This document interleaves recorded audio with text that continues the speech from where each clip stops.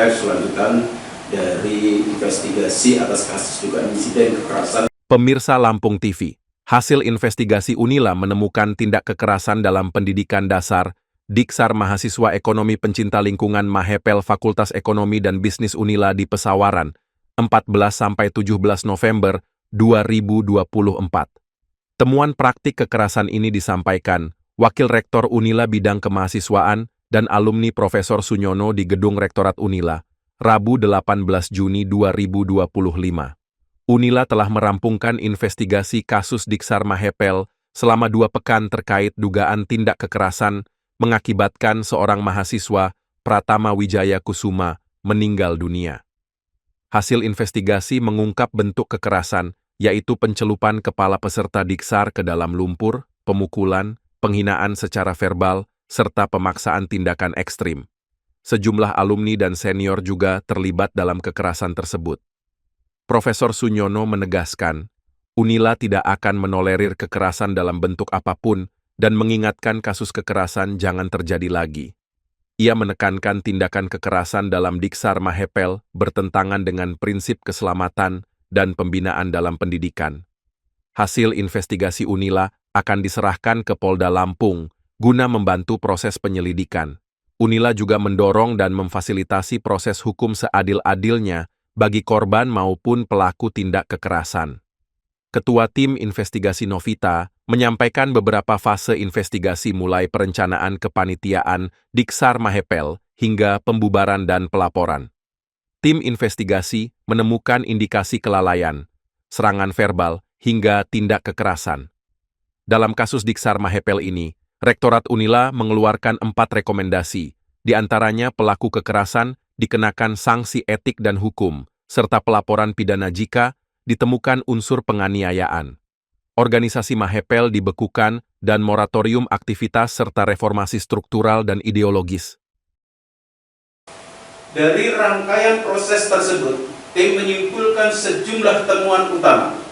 Pertama, adanya praktek kekerasan fisik dan psikis yang merendahkan martabat peserta Diksar, termasuk tindakan mencelupkan kepala ke lumpur, pemukulan, pemaksaan aktivitas ekstrim dalam kondisi tidak aman, serta penghinaan verbal.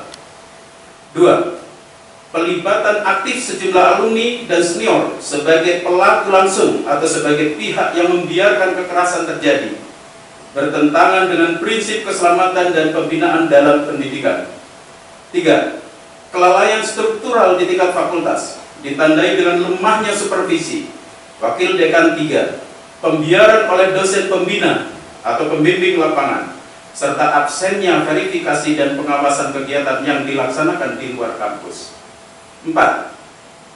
Sikap tidak kooperatif organisasi Mahepel, termasuk penolakan memberikan data, menghindar dari proses klarifikasi, serta tidak membuka akses atas dokumen kegiatan yang relevan. Seluruh temuan ini menunjukkan adanya pelanggaran serius terhadap ketentuan hukum dan kebijakan internal Universitas Lampung.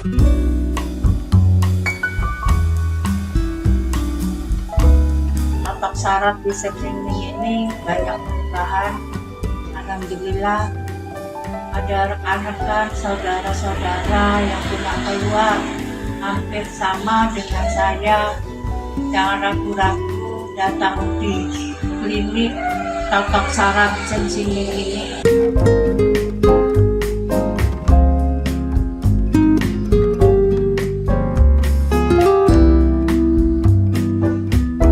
Saya berobat di sini, alhamdulillah ada perubahan. Terima kasih sampai di sini saya dapat kesembuhan di sini. Pengobatan Sinseming, Jalan Pangeran Tirtayasa, Gang Salam nomor 3, depan Minimarket Fitrinov, Sukabumi, Bandar Lampung.